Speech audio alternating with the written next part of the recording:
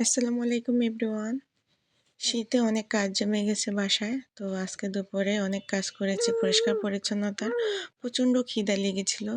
তো চটজলদি কীভাবে রান্না করা যায় সেই পদ্ধতি খুঁজে রান্না করে নিয়েছিলাম। তো আজকে সহজ পদ্ধতিতে ডিম ভুনা করব। এখানে দিয়েছি তেজপাতা, দারুচিনি, লবঙ্গ, এলাচ, সামান্য এক টুকরা জয়িত্রী। তারপরে আমি পেঁয়াজ গোল্ডেন কালার করে ভেজে নেওয়ার পর ম্যারিনেট করা মশলা দিয়ে কষিয়ে নেব ভালো মতন তেল বেশি আসা পর্যন্ত।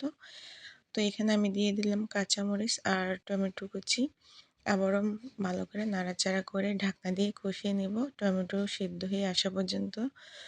তো যাই হোক, টমেটো একেবারে সফট নরম হয়ে এসেছে। এই পর্যায়ে আমি দুই পাশে জায়গা করে নিয়ে দুইটা ডিম দিয়ে দিব। আর দোনোটা ডিম যখন দুই পাশ থেকে উপর দিয়ে হয়ে আসবে তখনই আমি ধনিয়া পাতা ছড়িয়ে দিয়ে আবারও কিছুক্ষণের জন্য রান্না করে নেব। তো এই পর্যায়ে ডিম কিন্তু একেবারেই কমপ্লিট হয়ে গিয়েছে, ভিতরের কুসুম হয়ে গিয়েছে।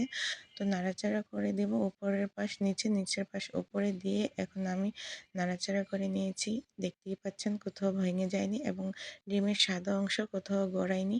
আর এভাবে ডিম ভুনা করে কিন্তু খেতে ভীষণ ভালো লাগে। তো রুটির সাথেও খাওয়া যায়। Thank you so much for watching everyone.